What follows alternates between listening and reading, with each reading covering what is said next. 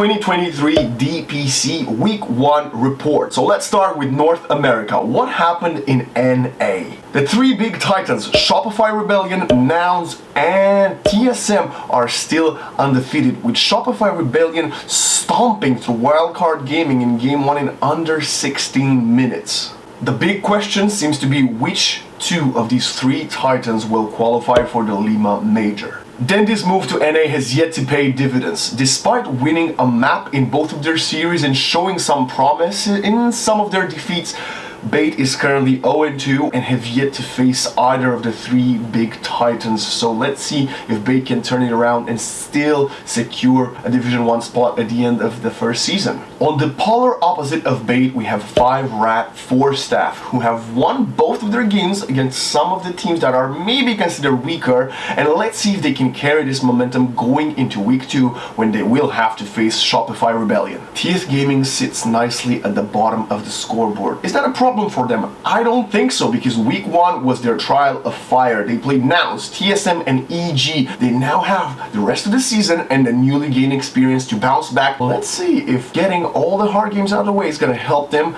get that 4th place in the NA region. Wildcard Gaming and Alpha are currently in the middle of the pack and haven't played enough games for us to make an opinion. So let's see at the end of week 2 if they are two of the teams fighting to keep their Division 1 spot, or who knows, maybe some upsets might bring them into the top 2 contention. Finally, my game to watch for week 2 is on January 16, and it's between TSM and Nouns. One of these two teams has to come on top. Only 2 teams from NA will qualify for the Lima Major, so this is going to be a make or break game between these two foes. Tundra is still in TI form, but there is a new sheriff in town.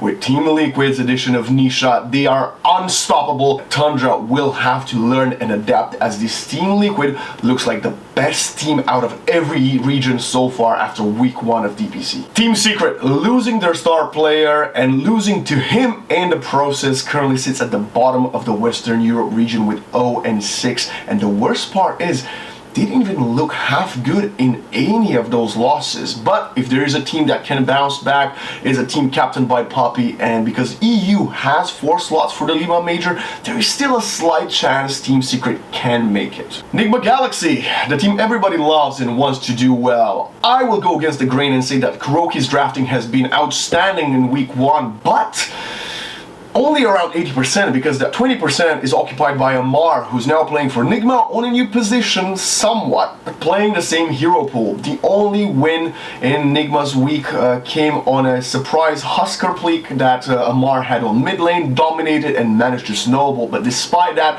Nigma is currently 1-4. Limiting the draft to Amar's hero pool is not something that is going to help in the Western Europe region that is so stacked this year. With this in mind, Into the Breach, a new team to the Division 1, not been here before, 2-0'd Nigma in a very impressive fashion. Not expected from a team that came from Division 2 that Nigma defeated last season, but Into the Breach looks like the team that is here to stay. Southeast Asia, Week 1 DPC 2023. Probably my favorite region this year. Every team is so evenly matched, despite some of them being full of all-stars. The only team to not drop a map so far is Execration, which might be somewhat of a surprise despite the legendary org name in the region. They were Division 2 last year, and they have defeated both SNG and Fnatic in the process in a 2-0 convincing fashion. The all-star team, Blacklist International, currently sitting at number 1 position, but they had some hard victories, losing maps in the process. Like I said, this region, anything can happen. Fnatic and Bleed, the 2 teams that managed to snatch a map away from Blacklist International, are the only 2 teams so far that have played 3 games. Fnatic losing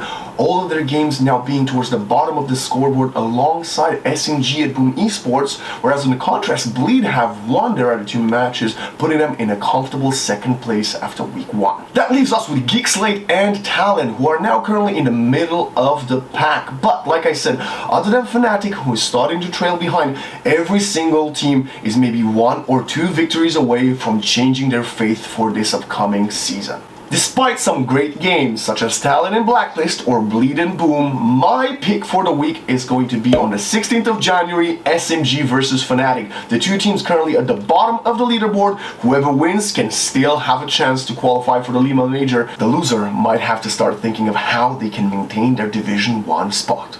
Toronto Tokyo's quest as a support in All-Star BetBoom lineup has been pretty successful so far. They are looking like a world-beating team, like a TI championship team, reminding us of the young Team Secret days. Let's see if BetBoom can keep their momentum going with Toronto Tokyo at the helm. As the two teams that were already expected to go back to Division 2, Nemiga and One Move are currently at the bottom of the leaderboard with yet to show anything impressive so far. But with 2 weeks to go, I can't wait to see any of them pulling up some upsets. The biggest surprise so far, I would say, is Hellraisers. With Solo at the helm, they look like a team that could upset anybody for that third major slot. Darkside, the Ramses stack currently have the advantage of having one more game played, 2-1, losing one in the process, but they look very, very inconsistent. It feels like they could beat any team in the world at any given moment, and they could lose to any team in the world at any other moment. So it will be good to see them